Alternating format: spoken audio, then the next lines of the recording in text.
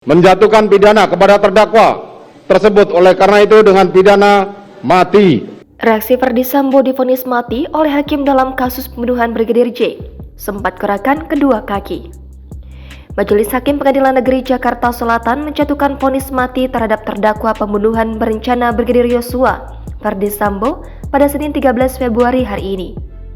Hakim menilai Ferdy Sambo terbukti secara sah melakukan perencanaan dalam merampas nyawa Yosua dalam insiden Duren 3 pada Juli 2022 lalu.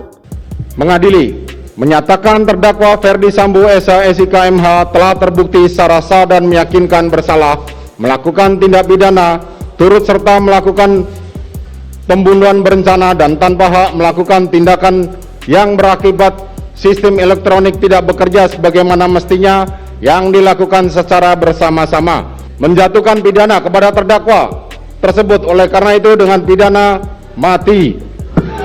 Menelik Breaking News Kompas TV, Ferdy Sambo yang berdiri pun dipersilakan duduk oleh Hakim Ketua. Dia tampak tenang dan diam, tangannya mengatuk dan kepalanya tetap tegak. Mantan Kadif Propam itu sempat menggerakkan kakinya, tetapi tetap fokus mendengarkan pernyataan dari hakim. Tatapan matanya pun tampak tajam. Setelah sidang dinyatakan ditutup, Ferdy Sambo langsung berjalan ke arah tim penasihat hukumnya dan tampak melakukan percakapan singkat. Tak ada ekspresi tertekan yang terlihat dari sosok Ferdy Sambo. Tak lama kemudian, Sambo meninggalkan ruang sidang. Dia bungkam saat dicecar pertanyaan oleh awak media sembari mengenakan rompi tahanannya.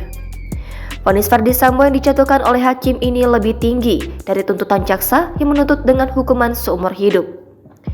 Putusan hakim ini menguatkan tuntutan jaksa yang dibacakan pada 17 Januari 2023 lalu, di mana jaksa menilai tidak ada pertimbangan yang meringankan bagi Ferdy Sambo.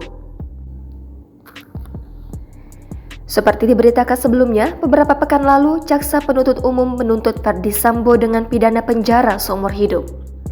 Sementara itu, Richard Eliezer dituntut penjara selama 12 tahun. Kemudian, istri Ferdy Sambo, yaitu Putri Chandrawati serta ajudannya, Ricky Rizal Wibowo dan asisten rumah tangga Kuat Ma'ruf, masing-masing dituntut 8 tahun penjara. Jaksa menganggap kelima terdakwa terbukti melanggar dakwaan primer, yakni pasal 340 KUHP junto pasal 55 ayat 1 ke 1 KUHP tentang pembunuhan berencana.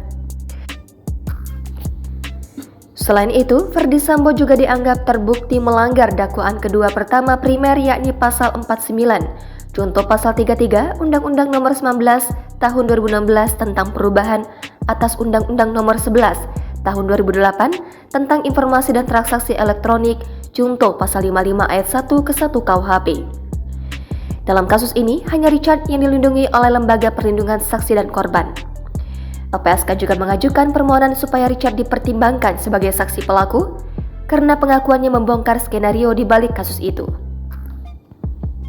Peristiwa pembunuhan Yosua disebut terjadi setelah cerita Putri Chandrawati yang mengaku dilecehkan Yosua di Magelang.